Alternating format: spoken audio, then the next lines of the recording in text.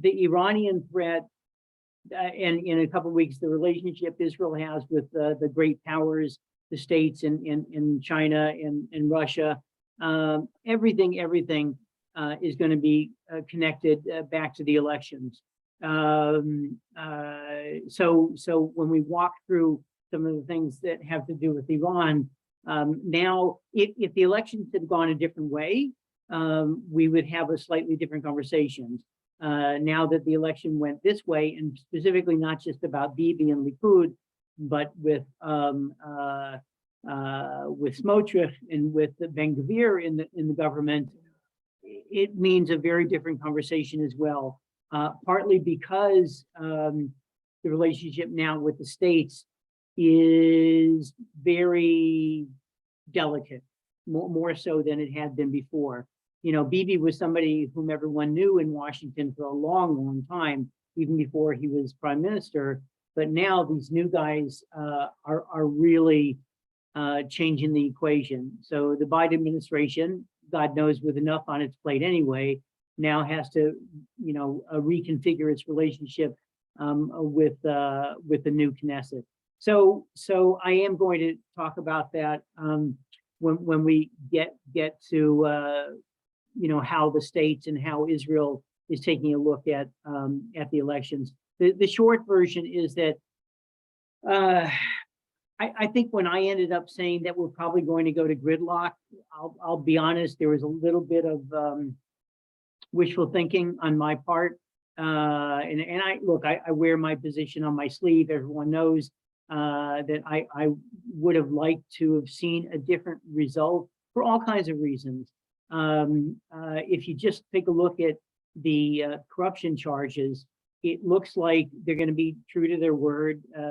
Ben-Gvir and Smotrich are probably going to put forth a law in the Knesset, and it may get voted on to the positive, will make it much more difficult for corruption charges to be leveled at a politician. So obviously that's a get out of jail free card for Bibi Netanyahu. Not a great precedent, not a great law for that matter, I don't think. Right. Looking back, that would have meant that Ehud Omer wouldn't have been in prison. I think in the end he served 19 months, but specifically for Bibi. That's one piece. The other is that the laws that they're going to look at right now at changing some of the laws that are broadly anti-Arab or anti-liberal Jew or anti-democratic have a better shot at being passed now. And I've talked to probably a dozen plus people in Israel since the elections, my peers, Nomi's peers, journalists, scholars. They're really concerned about what this means with the relationship with American Jewry in Israel and with the DC and Jerusalem. So that's just a piece of it. How it fits into here is also, I'll say interesting, but troublesome. I want to do a little bit of background just to make sure that we're all on the same page. It's called the JCPOA, the Joint Comprehensive Plan of Action, the quote nuclear deal with Iran. It gave Iran relief from economic sanctions in return for supposedly curbs on its nuclear program. So it was in 2015. It seems like forever ago. It was signed by the US, by Iran, by the UK, by France, Russia, China, and Germany. In 2018, Trump pulled out of the deal, said it didn't go far enough to prevent Iran from producing nuclear weapons, and because of concerns over Iran's missile development program. The deal never touched on Iran's missiles, its ICBM program, its short-range missiles. It was specifically and only for the nuclear program. So on the one hand, those of us who had problems with it, I certainly did, you know, said, well, wait a minute, you know, this is so narrow in scope. It had nothing to do with its ballistic missile program. And on the other hand, the Trump administration kind of used that, even though that it wasn't even a part of the deal. So DC, after the Trump administration pulled out, reimposed sanctions even stiffer than the ones before, and then also dropped many of its commitments to reduce the sanctions on Iran that were in the original deal. So the Trump administration pulled out. Even before Iran had a reaction to that, they said, listen, we're going to impose even stiffer sanctions, and we dropped our commitments to the original deal about reducing the sanctions. Iran then upped its nuclear program. In particular, it increased its uranium enrichment program beyond the limits of the nuclear deal. European-sponsored talks in Vienna this year to bring the U.S. back to the deal, they've stalled for months. Now, for sure, they're probably stalled, for good right now, not just temporarily, until people sort out the new government in Israel. Israel opposed a return of the U.S. to the JCPOA. They threatened to act alone in striking Iranian facilities if it felt that there was an existential threat, quote unquote, from Iran equipping itself with nuclear weapons. During President Biden's trip to the region in July, Biden and still Prime Minister Yair Lapid, they signed a joint strategic declaration, and the U.S. committed, this is a quote from the English version, to use all the elements in its national power to prevent Iran from obtaining nuclear weapons. July, just a few months ago, Defense Minister Benny Gantz said that Israel has the ability to cause serious damage to Iran's nuclear program, and warned that reviving the deal would only be a delaying tactic. So look, Israel is not the only one with concerns. In August, even the United Nations IAEA, the International Agency for International Atomic Energy Agency, said that Iran's nuclear program is moving ahead very, very fast. And not only ahead, the Director General of the agency said, but sideways as well. And he paused because people didn't know what the director was talking about, and said at a press conference, that's because it's growing in ambition and in capacity. And he said that Iran's program was advancing at a gallop, and we have very little visibility. Because in June, just a few months ago, the UN reported that Iran has 43 kilos of uranium enriched to 60%. And that's just a quick jump away from the 90% that's needed. If uranium is enriched to 90%, that's the threshold after which a nuclear bomb can be made. In July, Iran removed 27 surveillance cameras from its nuclear sites. So that's why Director General Grossi said that we've lost our visibility, that now we're blind. We can't send in our teams to take a look what's going on, and the cameras have been dismantled, so we're blind about what's going on there, and they're now at 60% enrichment. Grossi's comments came a day after the head of Iran's Atomic Energy Organization, Mohammad Eslami, said that Iran could produce an atomic bomb, but we're not interested in doing so now. And that was a reiteration of a comment from Karzai, the top aide to Ali Khamenei, the supreme Ayatollah. So here's the current state of the Iranian threat. There was an amazing interview in Haaretz by a former IDF intelligence chief, Tamir Heyman, who became now the executive director of probably the most famous think tank in Israel, the Institute for National Security Studies. He said Iran's goals are twofold. They want Israel to feel threatened, and they want to maintain a nuclear opacity, meaning a little bit of ambiguity. In July, Iran said they have the capacity to develop a nuclear weapon if it decided that it wanted to, and it would be a threat to Israel. So Heyman, the director for this think tank, has said Iran is playing well a game of brinksmanship. We're not taking the steps but we're on the verge of taking the step if we want to do so. Iran needs 25 kilograms of uranium enriched to 90%. They currently have 25 kilos enriched to 60%, but they could enrich the next 30% very quickly if they wanted to, probably within 2 months to a half a year.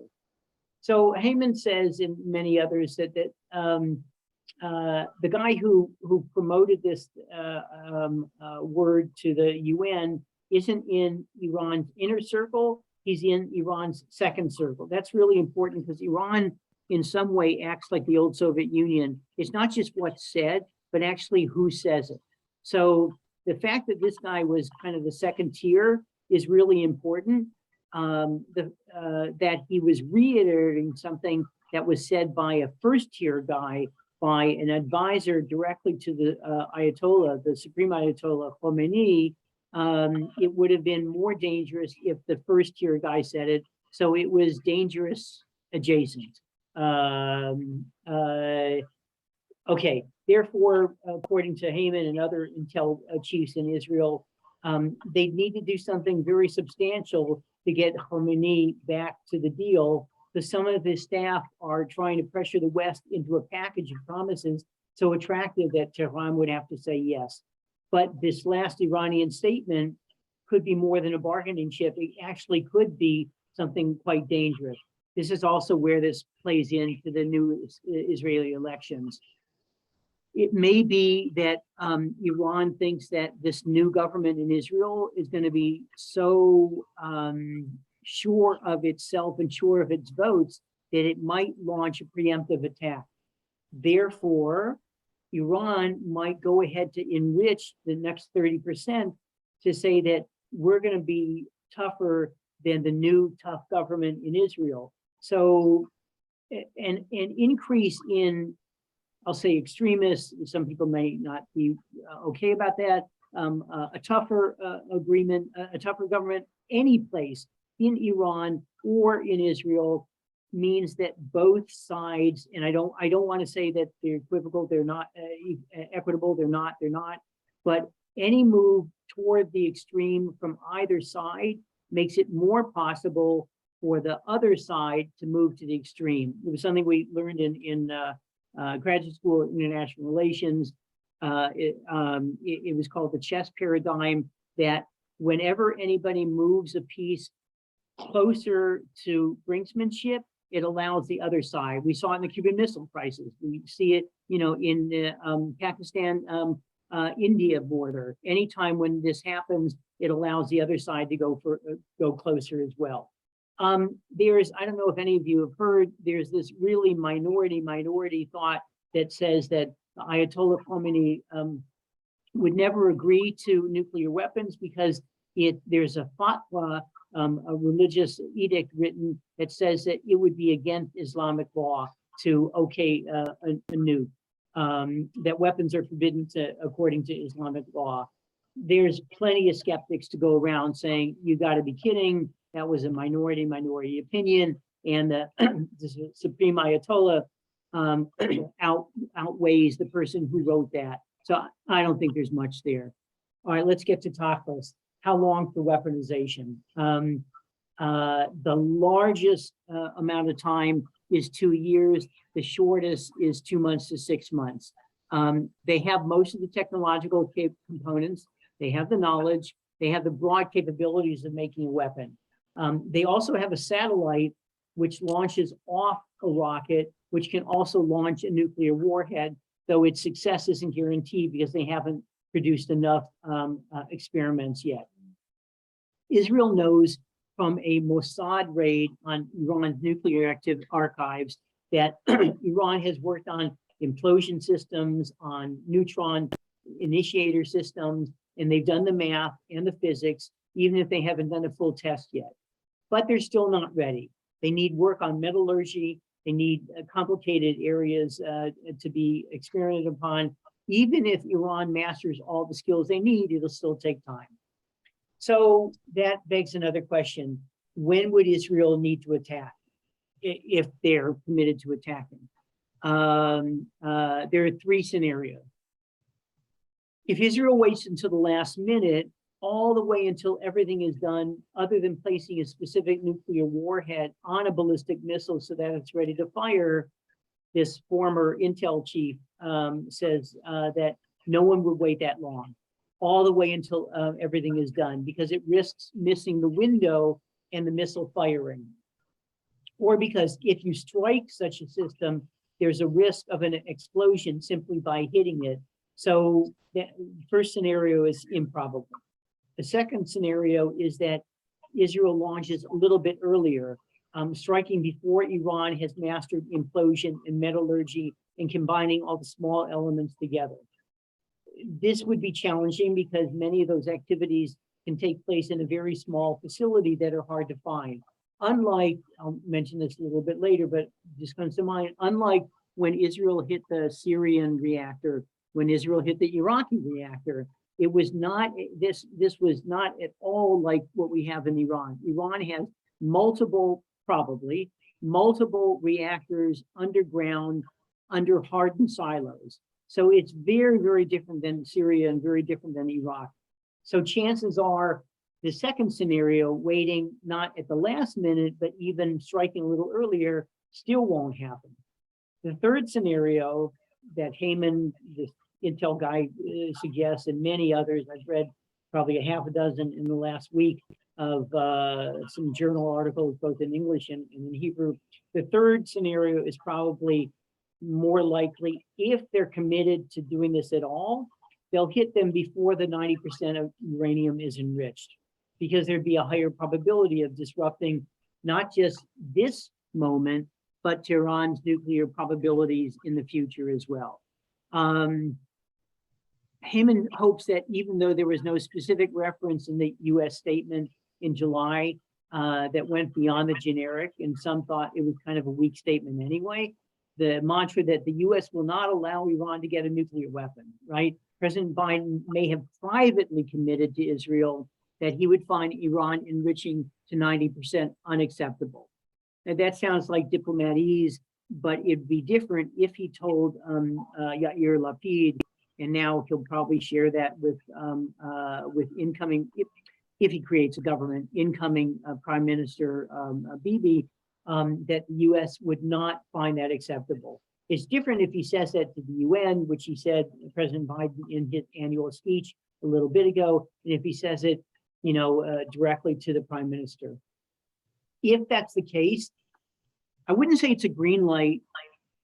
It's a light green light to the Prime Minister. It's not what anybody wants, but if they think that Israel is going to do that, he would probably, tacitly go along. Afterwards, they might condemn Israel, like they did in '81, like they did at the Osiris reactor. But privately, they might give the green light. The above, all this above, is the reason why Heyman prefers a return to the agreement, even though it's flawed, because he thinks a flawed agreement is better than no deal at all, which actually contradicts Bibi's previous government, and of course now contradicts the incoming government. With all the problems, the deal, he said, would push Iran far from the 90% threshold, where right now it has multiple bombs worth of uranium enriched to 60%. That could be the difference between Iran being weeks away from 90% versus several months or more away, and would give Israel enough time to plan an attack if necessary. So a couple other things and then some questions. Heyman was asked about the Iron Dome systems and lasers being posted in the UAE or other Abraham Accord countries. He said it's just unrealistic, and most of the intel chiefs agree. Posting an Iron Dome battery in some of the Arab countries, at least right now, just doesn't seem to be realistic. Israel could participate, though, in a regional defense system right now with the UAE, with Bahrain, maybe with Oman, with other countries of the Gulf Cooperation countries. But right now, the US would have to lead the way. Israel could not lead the way in that. So if DC has any stomach for taking that on, maybe that could happen, but Israel probably couldn't do that. Arab honor dictates that they don't want the Jews helping them too much, but they will cooperate with Israel and the US because while Israel is 600 kilometers from the US, from Iran, various Sunni Arab countries are only 40 kilometers away. And this is the backdrop of those Abrahamic Accord deals anyway. They may not be, in love with Israel, but they're in hate with Iran. And Iran's 40, 50 kilometers from them. So they get it, that they have to do something. Okay, I want to make sure that we understand that this is not just a nuclear threat from Iran. There's a possibility of, like I said, the Joint Defense Initiative, because Iran has ballistic missiles that could probably right now hit all the Sunni Arab countries and Israel as well.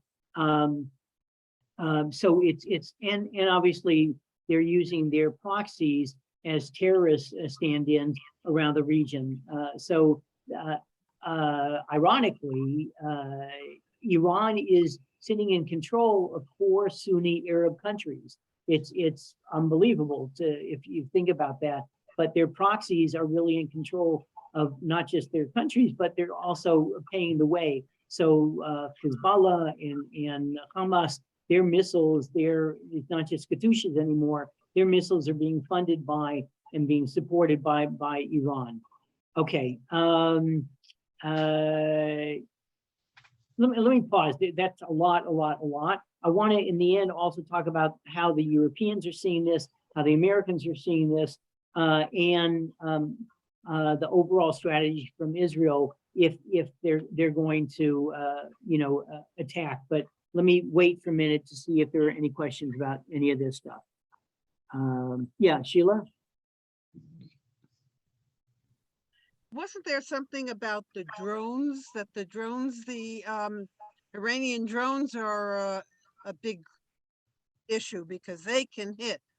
Yes, yeah. So Sheila's talking about the unmanned drones right now that are playing very differently. Matter of fact, Iran has just sold to Russia. Some of you, I'm sure, has read, thousands of these unmanned aerial vehicles. They're UAV, unmanned aerial vehicles. Just colloquially we call them drones. That's proven to be a really tough thing. Israel has been very good at knocking them out, but the worry is that they could send not just 100 or 200, but 1,000 at a time.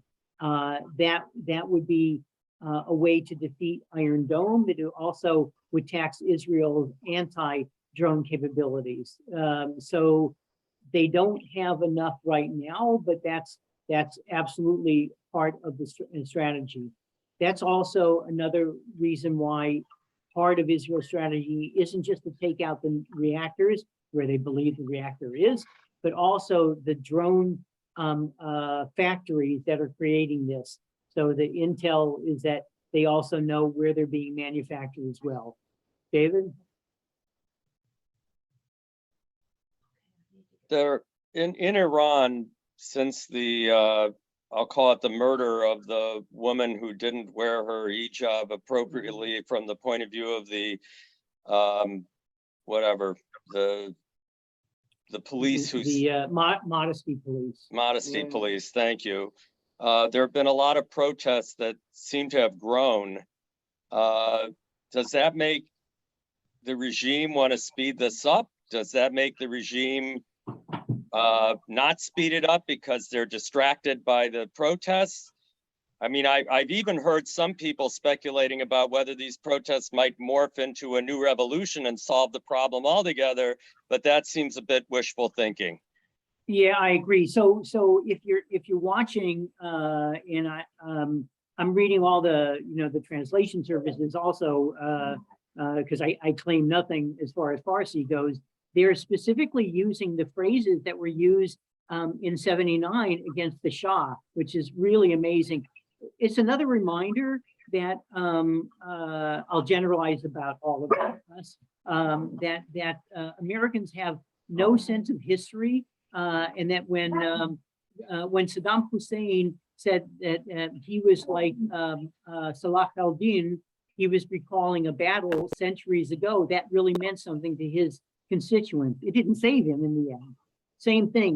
Now the Iranian protesters are using the same phrases that the Ayatollah's people used in '79 against the Shah. They're saying death to the dictator, and they're saying it's a much longer phrase, down with the chador, which is more than the hijab, it's the full length cover up, and down with this, and this. They're like 4 different phrases, exactly what was used against the Shah. Amazing, when the Ayatollah Khomeini was still in Paris.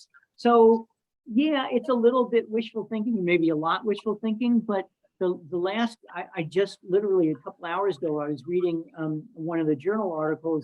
They're saying that they're amazed that the protests have lasted this long.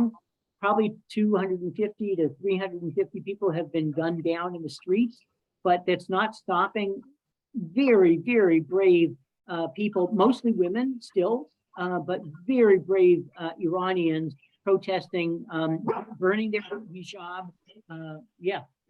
Burning their hijab in the street, which is just mind-blowing if you think about what the results are. And I think all the time, sorry to connect politics, but mix political metaphors, but these people are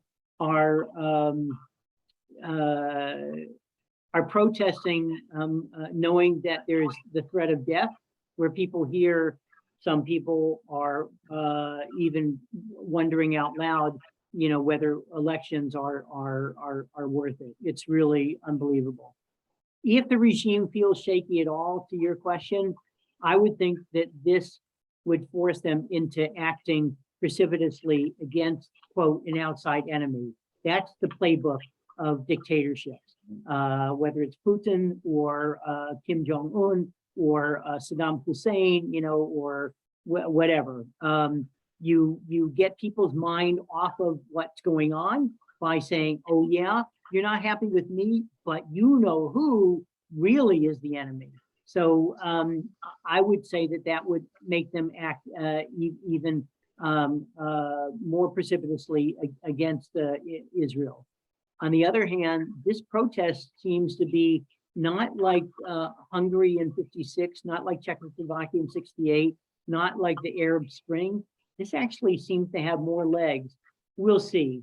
You know, they could roll tanks down the middle of Tehran Square again and squash it all. It just seems like there's more to it. The problem is, one of the problems is that the US won't do what we kind of wish they had a few years ago when the Obama administration, even now, Obama has said that was probably his biggest mistake, not supporting the Iranian protesters.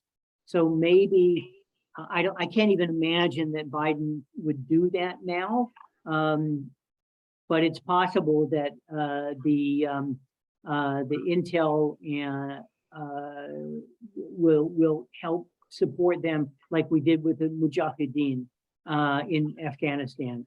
The only problem with that example is that it came back to bite us. So every time you think you're doing something, you have to be careful for unwritten consequences. I would say it would be worth doing it, but no one's asking me. Yossi.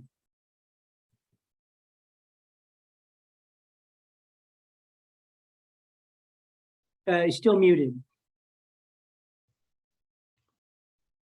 We can't hear you in Hebrew or in English.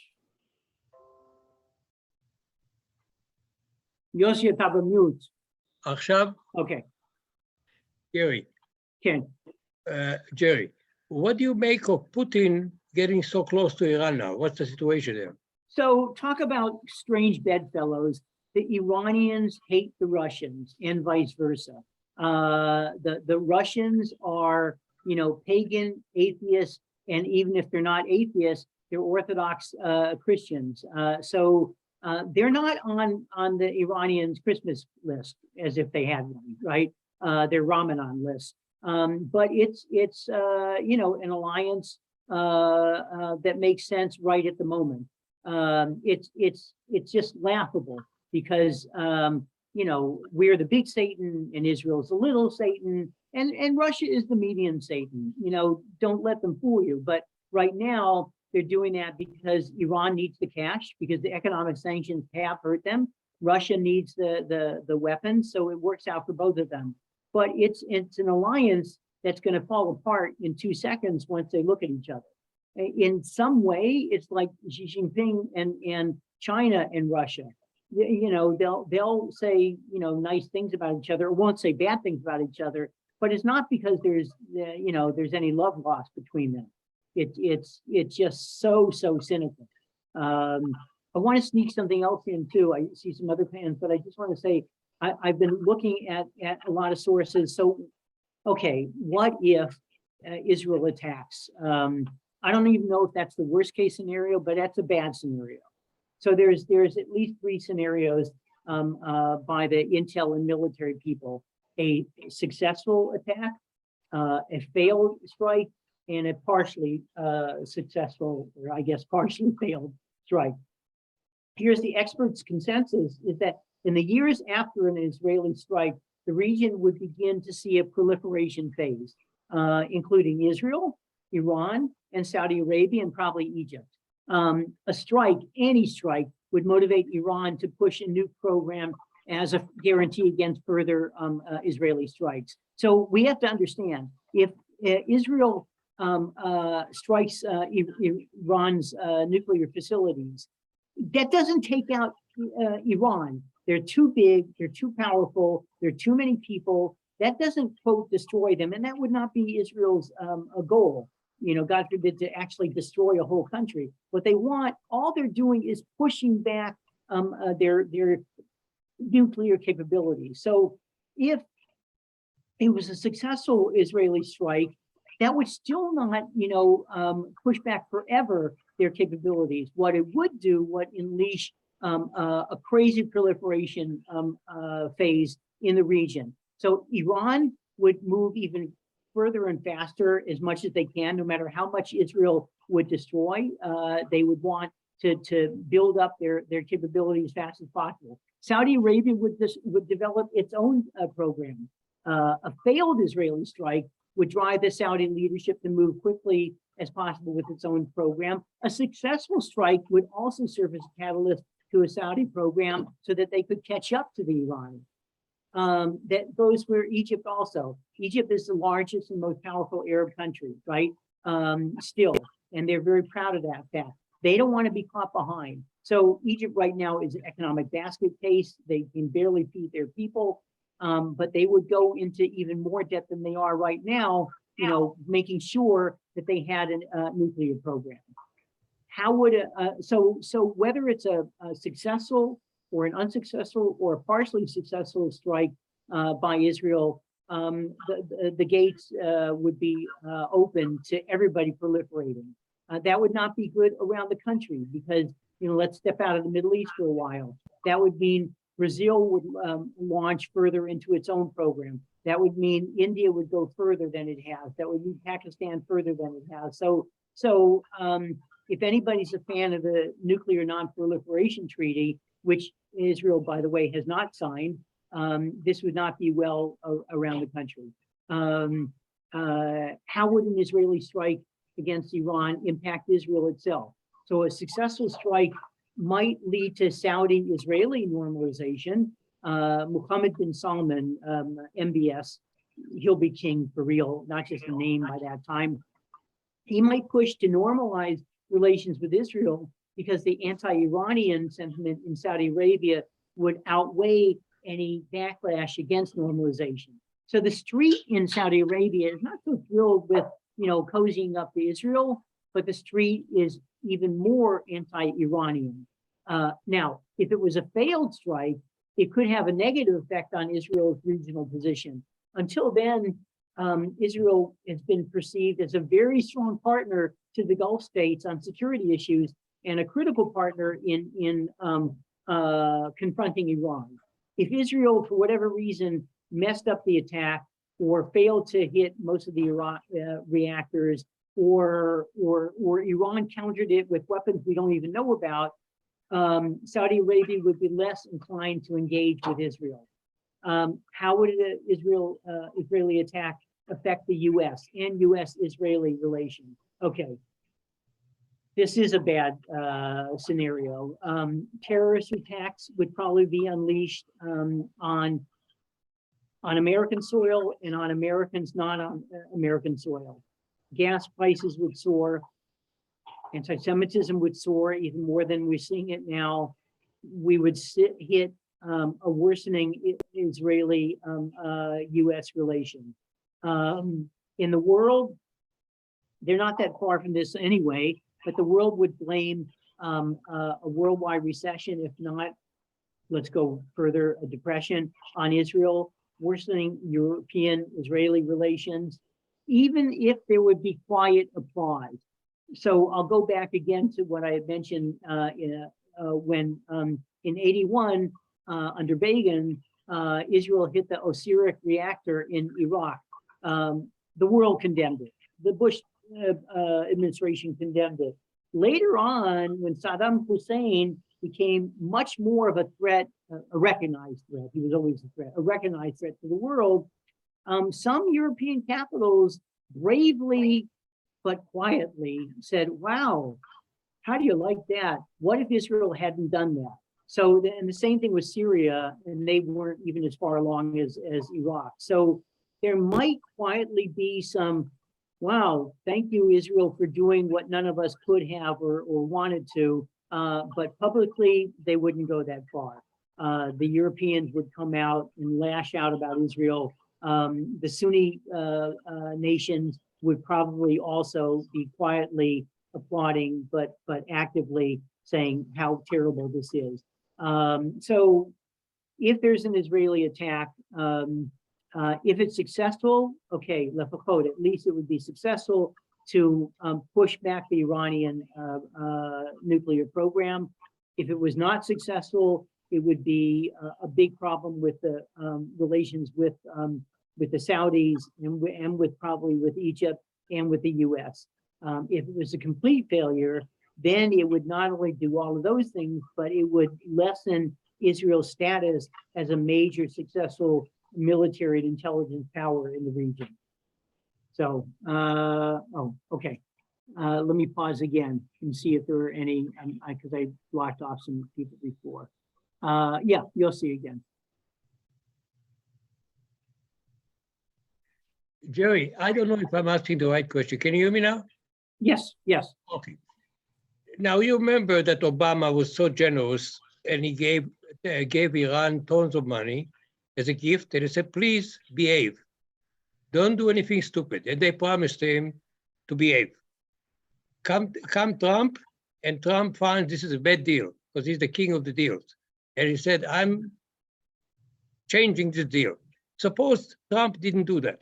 Suppose we obey by Obama's deal, and the Khomeini says, we are good people, you know us, we are civilized, we're not gonna build the atomic bomb. Can you trust him? Or can you trust Bibi who said, don't cross the red line? So I'm saying it's complicated. It's kind of like and also, what's of all time. Jerry, what's the difference between North Korea and Iran? Why North Korea is different? Yeah. So look, they are and they're not. I would say that you know, we say that rhetorically is whataboutism. Yeah, maybe they're not, but Azma, so what? The issue right now on the table is Iran. That North Korea has nuclear weapons is a given, and every administration since it was proven has had a heck of a time figuring out what to do with them, Republican and Democratic. There's just, you know, that they have a bomb is different than a regime that does not yet. I completely agree with you, Yossi. You know, the deal wasn't great. It was flawed for what it was worth. I wrote my letters and marched and all that. Although even Israeli experts have said a flawed deal was better than no deal at all, because it could at least keep an eye on Iran, have cameras installed there. One could make the argument that they took away those cameras, that they changed what they were doing, because the Trump administration pulled out of the deal. They were not to be trusted clearly anyway. So it was a choice between bad and worse. At the end of the day, the deal was not a great deal, but it was probably better than no deal at all. But right now, we're in a whole new ball game. Right now, the Biden administration, I think if they could make a deal again, would make one that was very different than the Obama administration made. I don't know if they would have pulled out everything. It's really complicated because he wants to pay homage to his former president when he was vice president. But from some of the things that he said, he wasn't a fan of that deal either. He had a better sense, I think, of foreign policy than President Obama did.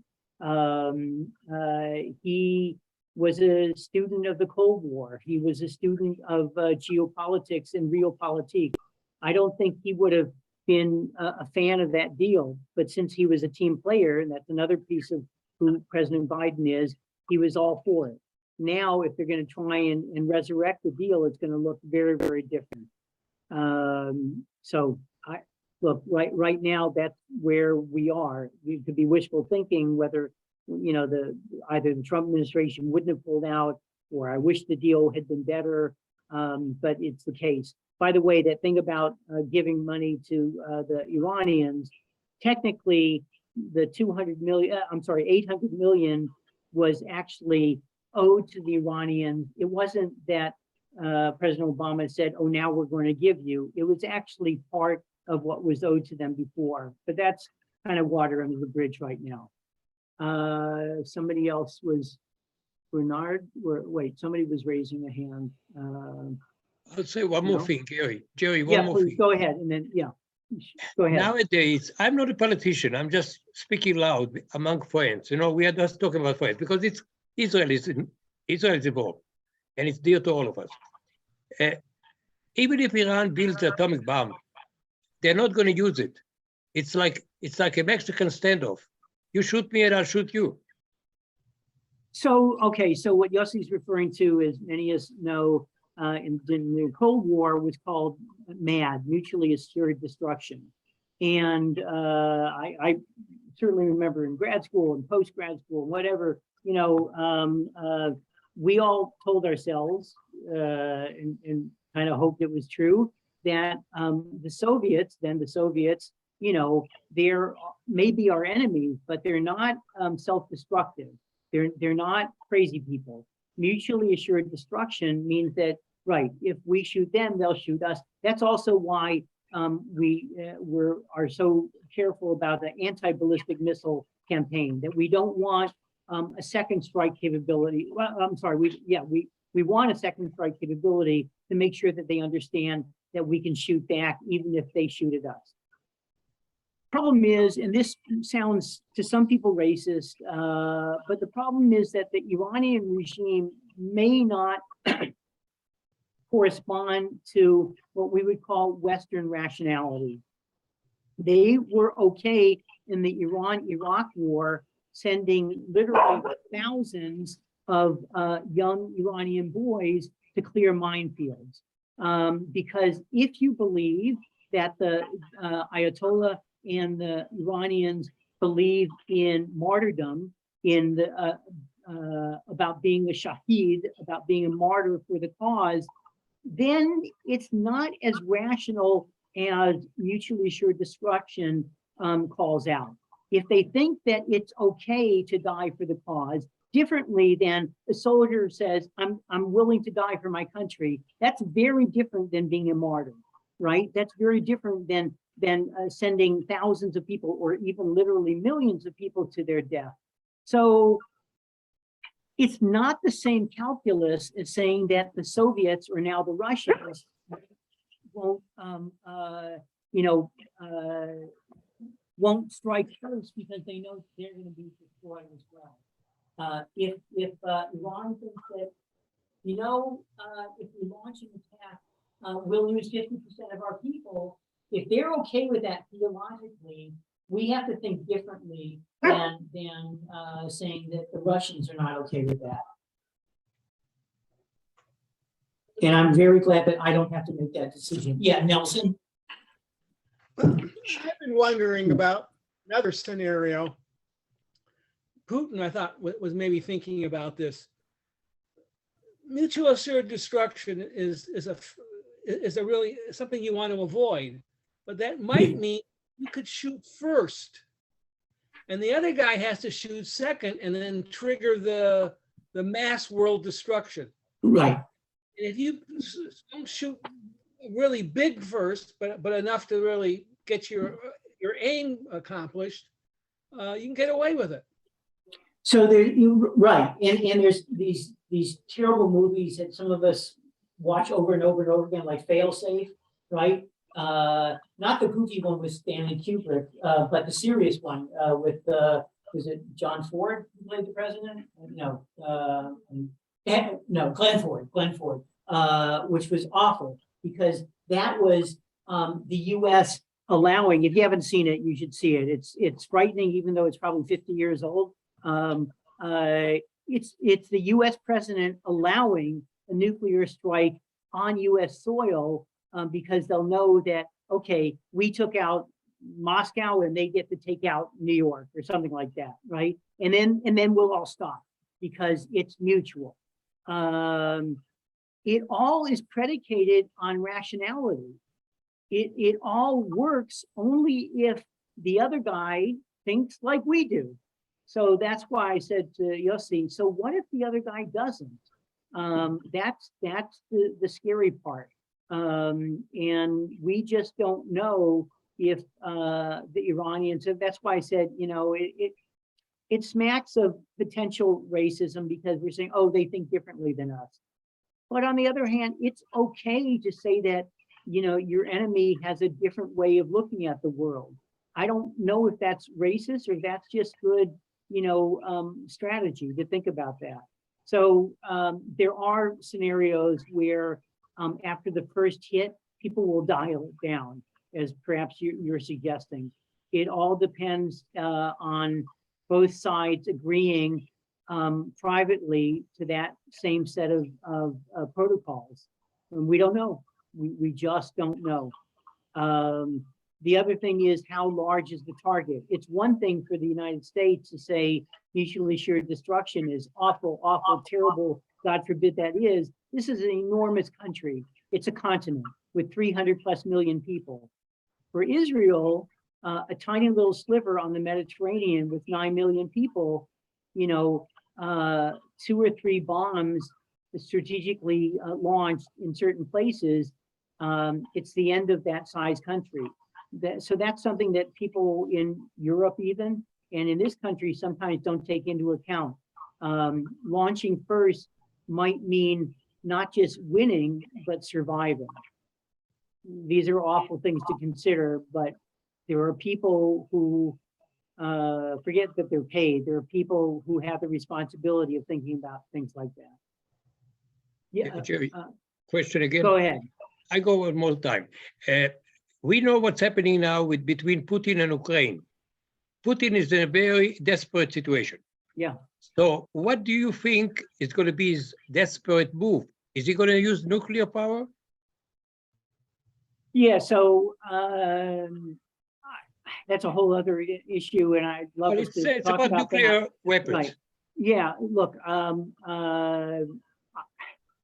I think Putin right now is, a war criminal, and it pains me that the world is supporting, but not enough, Ukraine. I get it. We're supposed to be worried that he has nuclear capabilities, and of course we should be. But I'm not sure if this isn't, I hate World War II parallels, but this feels kind of Chamberlain-esque and appeasement-esque. So yes, we're supposed to be worried that, well, if he gets struck by American offensive weapons, well, he'll launch. Well, but he gets to play that card over and over and over again. How long?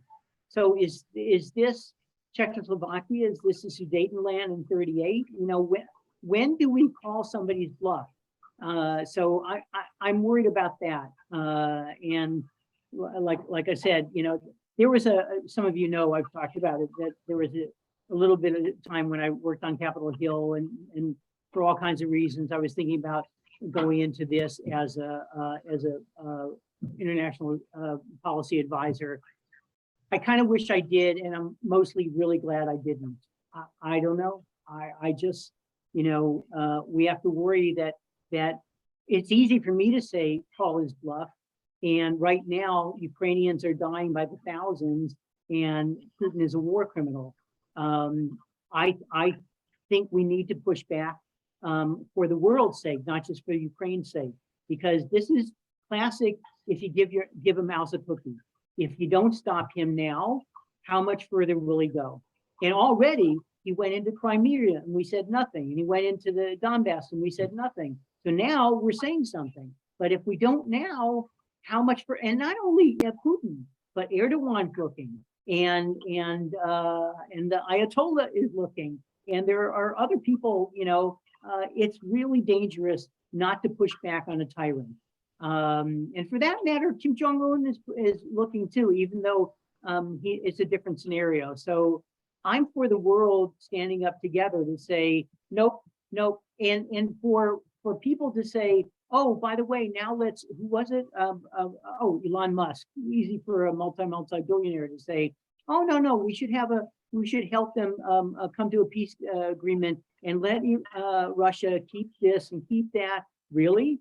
So all that means is to applaud and to let people win and say it's okay. What does that mean for the next time and the next time? So I would be for the entire world standing up, not just with defensive weapons, but saying, not only no more, Russia, give back every inch. You cannot be rewarded for this kind of behavior. So it's a little far afield, but it's not. It's really not. Okay. We just have a few more minutes. The Europeans, I just wanted to sneak them in. Reuters, it's interesting, in August, I found a quote that the Reuters reported that most of the EU was supportive of reviving the nuclear deal. In September, just a month, actually 3 weeks later, Reuters reported that Germany, France, and the UK are all skeptical about Iranian intentions about reviving the nuclear deal. So look, they're not stupid. They may not have a spine every once in a while, but they're not completely stupid. At the end of October, literally just a week or so ago, the Biden administration was facing growing calls to openly support regime change in Iran.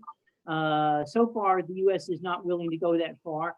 Biden very typically is trying to find a middle path, support the Iranian protesters, but don't sanction all-out explicit campaign to isolate Iran's government or abandon nuclear talks with Tehran. The US, I think in a week, which is interesting timing considering the midterms, is expected to unveil even more onerous sanctions on Iran related to the protests. The possible targets is going to be new this time. The possible target is going to be mid-level Iranian police commanders who have abused demonstrators. So it's not just going to hit the Iranian regime kind of en masse, ephemerally, but it's going to hit the very specific mid-level commanders who are abusing and even killing the demonstrators. That overall strategy is likely to disappoint everyone. The administration has to say they have to factor in everything from human rights demands of the protesters to the US preference for using diplomacy to keep Tehran from acquiring a nuclear weapon. Iran's decision to sell drones, we mentioned that, and other weapons to Russia for its war in Ukraine is also complicating the picture. Here's the challenge. You have to be true to your short-term goal of preventing Iran from getting nuclear weapons and true to your longer-range goal of encouraging positive political change. Look, the reality is that US has limited tools. Even President Trump, who walked away from the deal, he, by the way, if you remember, did not call for regime change because that was not in his playbook. After Iraq, the whole concept of regime change is kind of toxic in DC. Some Iran hawks are urging Biden to adopt an approach similar to Reagan and the Soviet Union. undermine the regime in any way possible, economically, exacerbate the internal weaknesses, find ways to support the labor movement in Iran, do whatever you can, use our cyber capabilities more aggressively to go after their command and control and surveillance systems. Olmert, the prime minister who actually did serve jail time, said the reason why Iran doesn't have the bomb is because, frankly, at the end of the day, brave and smart Israelis over the years. What he was referring to was targeted assassinations and cyber warfare and Mossad operatives leading an unbelievably dangerous life inside Iran to this day. It's very, very clear, given the intel that Israel has.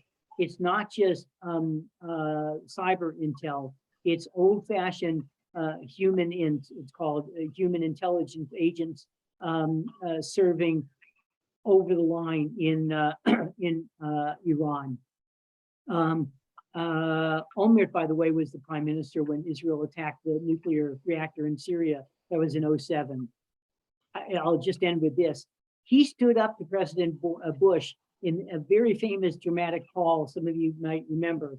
The president told Prime Minister Olmert that the US was against an Israeli attack and that the only option was diplomacy.